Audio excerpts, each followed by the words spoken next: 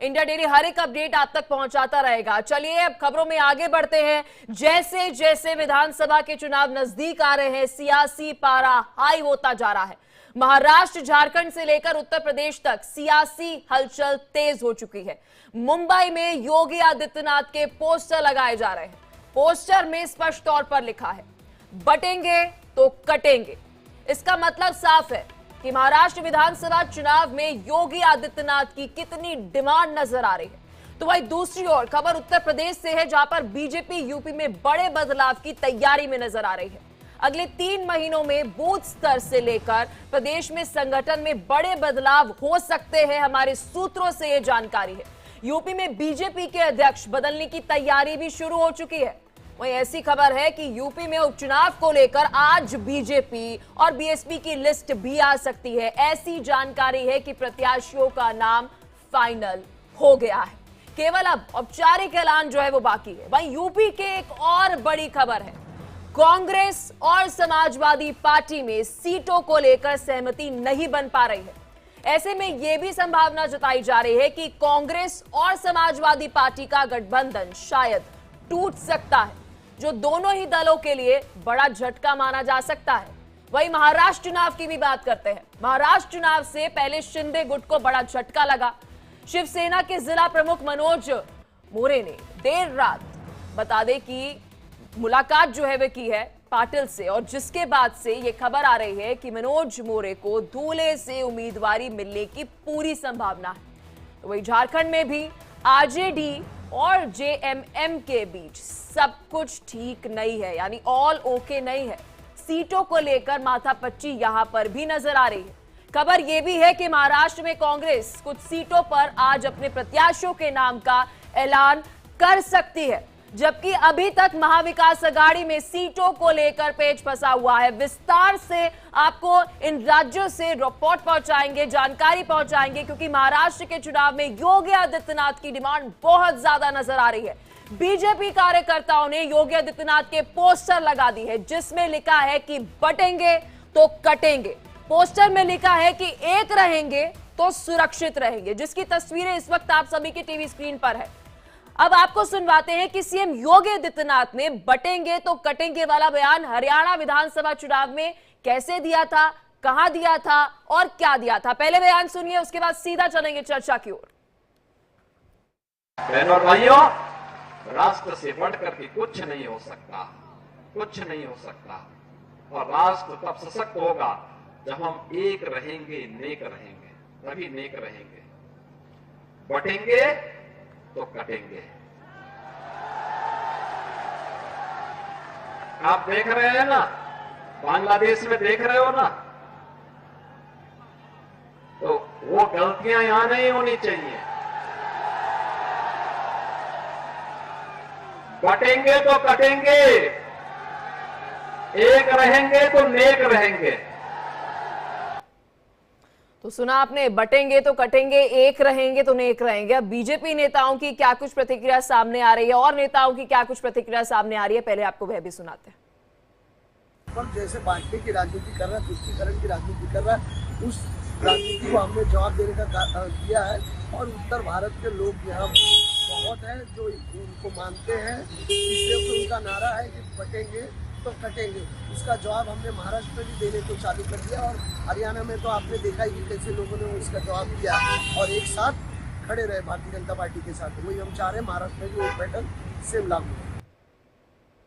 तो चलिए अब आपको बताते हैं कि CM Yogi Adityanath fire brand नेता है बीजेपी की। कब कब कहां चुनावी रैली की, कितना असर उन चुनावों पर पड़ते हुए नजर आया। चलिए ग्राफिक्स की ओर नजर घुमाते हैं और सबसे पहले आपको बताते हैं कि सीएम योगी आदित्यनाथ ने बीजेपी के लिए कब कब कहां चुनाव प्रचार जो है वो किया। और अब आप देख सकते हैं कि सीएम योगी आदित्यनाथ की डिमांड जो है महाराष्ट्र में भी नजर आ रही है। सबसे पहले बात करेंगे जम्मू कश्मीर में।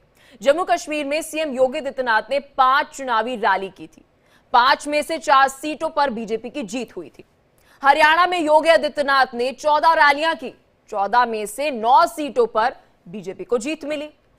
आइए अब आपको बताते हैं कि सीएम योगी आदित्यनाथ ने जम्मू कश्मीर में कहां जनसभाएं की। चंब, रामगढ़, आरएसपुरा, रामनगर, कठुआ, ये सभी आपको बता दें कि जम्मू कश्मीर में, जम्मू प्रांत की अगर हम बात कर रहे हैं तो वहां पर ये बता रहे हैं आपको कि हिंदू बहुल इलाका है। यहां पर सीएम योगी आदित्यनाथ ने ये जनसभा की और यहां पर भी बयान जो है वो देते हुए नजर आए थे। चलिए अब नजर घुमाते हैं हरियाणा में। सीएम योगी आदित्यनाथ ने हरियाणा में कहां रैली की। नरवाना, राई, असंध, फरीदाबाद, रादौर, जगाधरी, अटेली, भवानीखेड़ा, हांसी, साथ ही नारनौंदा की अगर बात करें, पंचकुला की बात करें, शाहबाद की बात करें, कलायत की बात करें, सफीदो, इन सीटों पर भी अगर हम आपको बता दें कि यहां पर भी बड़ी उम्मीद बीजेपी को थी इस बयान से, क्योंकि यहां पर भी हिंदू बहुल इलाका जो है वह बना रहता है। अब विस्तार से पूरा विश्लेषण आपके सामने रखते हैं। मेरे सहयोगी हमारे साथ अलग अलग राज्यों से जुड़ रहे हैं। अखंड हमारे साथ लखनऊ से जुड़ रहे हैं, अभिषेक हमारे साथ महाराष्ट्र से जुड़ चुके हैं। सबसे पहले अखंड, मैं आपके पास आना चाहूंगी, क्योंकि नेता तो उत्तर प्रदेश के हैं लेकिन पोस्टर जो है वो इस वक्त महाराष्ट्र के मुंबई में लगे नजर आ रहे हैं। सीएम योगी आदित्यनाथ की डिमांड जो है वो महाराष्ट्र में बढ़ते हुए नजर आ रही है। बटेंगे तो कटेंगे पोस्टर इस वक्त दर्शकों को हम दिखा रहे हैं। बिल्कुल, अगर सीएम योगी आदित्यनाथ की बात अगर की जाए तो जिस तरीके से उनकी लोकप्रियता बढ़ी है और तमाम चुनावों में पिछले कुछ सालों में अगर देखा जाए तो जब वो मुख्यमंत्री बने उसके बाद से उनकी लोकप्रियता में कई गुना इजाफा हुआ। और ये इजाफा इसलिए ज़्यादा महत्वपूर्ण हो जाता है जब वो नतीजे लेकर आते हैं। वो जहाँ जहाँ चुनाव प्रचार करते हैं वहाँ बीजेपी के लिए फ़ायदेमंद साबित होते हैं। ये आंकड़ा अभी हालिया चुनाव जो हुआ है हरियाणा का, वहाँ भी देखने को मिला। 14 में से 9 सीटें, और कहा जा रहा है बीजेपी की तरफ से भी और जो पॉलिटिकल एनालिस्ट हैं उनकी तरफ से भी अगर समझा जाए तो ये तय माना जा रहा है कि एक बयान जिसने सबसे ज़्यादा अहम भूमिका निभाई पूरे चुनाव के परिणामों को प्रभावित करने में, वो थी सीएम योगी आदित्यनाथ की भाषण शैली और उनका एक बयान जिसमें वो कहते हैं कि बटेंगे तो कटेंगे, यानी कि एकजुट हिंदुत्व का जो उन्होंने नारा दिया, जो हिंदुत्व के पोस्टर बॉय के तौर पे उनकी पहचान बनी हुई है, उस पोस्टर बॉय के तौर पर बीजेपी भी अब उन्हें और ज़्यादा प्रचारित करना चाह रही है, या फिर उनके नाम से चूंकि लोगों उनकी लोकप्रियता इतनी ज़्यादा है तो उसको लेके अब चुनावों में उन्हें पोस्टर बॉय के तौर पर भी इस्तेमाल किया जा रहा है। अगर महाराष्ट्र में उनके नाम को लेके विनय सहस्त्रबुद्धे अपने ट्वीट करते हैं और चुनावों के ऐलान के साथ ही जब वो कहते हैं उनका बैक साइड से लिया हुआ वो तो पोस्टर आप काफी ये कहना चाह रहे हैं अखंड, जो जो सोशल मीडिया पर हम एक बयान देखते हैं कि एकदम से वक्त बदल दिए, जज्बात बदल दिए। चलिए हमारे साथ अभिषेक भी महाराष्ट्र से जुड़े हुए हैं। अभिषेक, योगी का नारा बीजेपी का नारा बनते हुए नजर आ रहा है। बड़ा असर हरियाणा में किया, बड़ा असर जो है वो महाराष्ट्र में छोड़ने जा रहे हैं सीएम योगी आदित्यनाथ।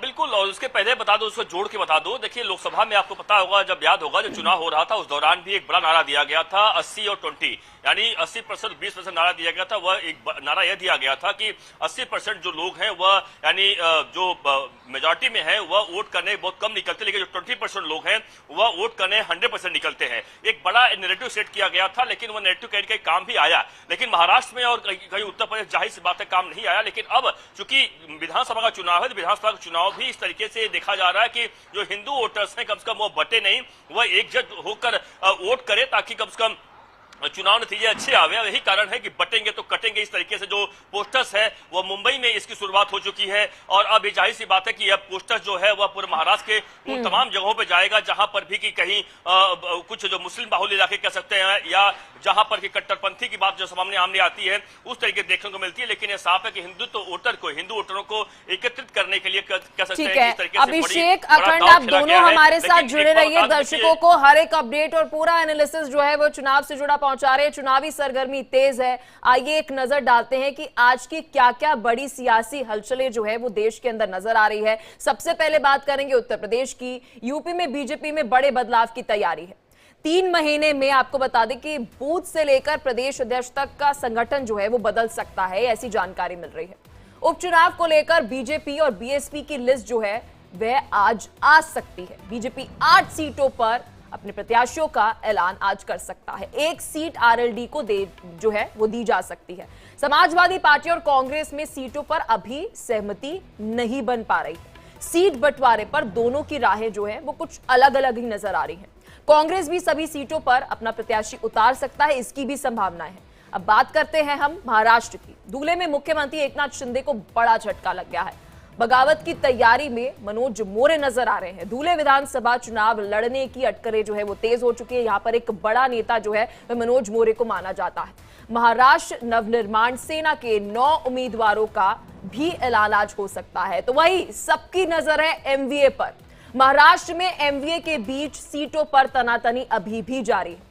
कांग्रेस कुछ सीटों पर अपने प्रत्याशियों का ऐलान जो है वह कर सकती है। तो आज बड़ा दिन जो है वह माना जा रहा है। लगातार आप तक ग्राउंड से पूरी रिपोर्ट जो है वो पहुंचा रहे हैं। हमारे साथ हमारे सहयोगी जुड़े हुए हैं। अब रजनीश सिन्हा हमारे साथ पटना से भी जुड़ चुके हैं और वरिष्ठ पत्रकार अकुश श्रीवास्तव जी भी हमारे साथ जुड़ चुके हैं। श्रीवास्तव जी, सबसे पहले तो मैं सीएम योगी आदित्यनाथ का जिक्र करना चाहूंगी, क्योंकि जब मैं सीएम योगी आदित्यनाथ की बात करूं तो अब योगी जी के बयान सिर्फ और सिर्फ उत्तर प्रदेश तक सीमित नहीं है। अब हम ये कह सकते हैं कि बीजेपी के अंदर हर दिन का जिक्र इसलिए कर रही हूं क्योंकि सीएम योगी आदित्यनाथ के बयान हर एक राज्य में नजर आ रहे हैं। कद बढ़ता हुआ नजर आ रहा है बीजेपी में और देश में।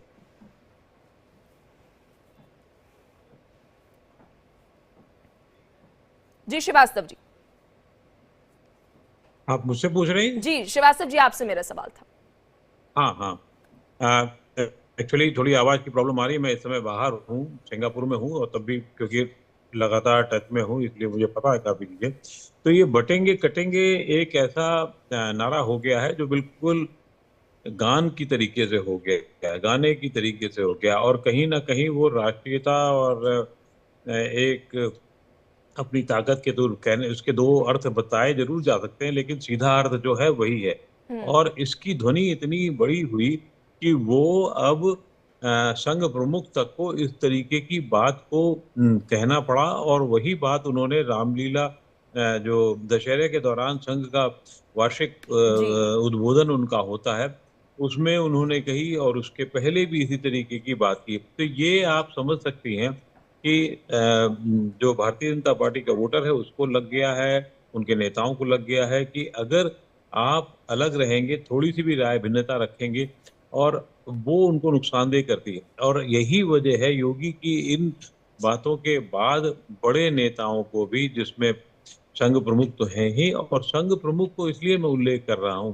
बार बार क्योंकि संघ प्रमुख ने ही जब ये 24 का चुनाव हुआ और लोकसभा का चुनाव हुआ, उसमें उनकी ध्वनि कुछ अलग थी। और ये पहली बार ऐसा हुआ कि संघ प्रमुख को की निंदा करने वाले, क्योंकि उनकी ध्वनि अलग हो गई थी मोदी की बातों से, और वो एक अलग किस्म से जा रहे थे। 2 बार उनके भाषणों में ऐसा सुनने में आया, तो लोगों की निंदा का पात्र उनको होना पड़ा। और मुझे लगता है कि ये बात संघ को भी समझ में आ गई है कि हम अगर मिल के काम करेंगे तो तभी हमारा भी ज्यादा भला होगा। श्रीवास्तव जी, अगर मैं अभी बटेंगे तो कटेगी की अगर मैं बात करूं तो लोकसभा चुनाव के दौरान मैंने देखा लगभग 1 से 1.5 साल तक जात को लेकर विपक्ष जो है वो बीजेपी को घेरते हुए नजर आया था। कास्ट सेंसस को लेकर जो है वह घेरते हुए नजर आया था। तो क्या सीएम योगी आदित्यनाथ ने इसका सोल्यूशन आखिरकार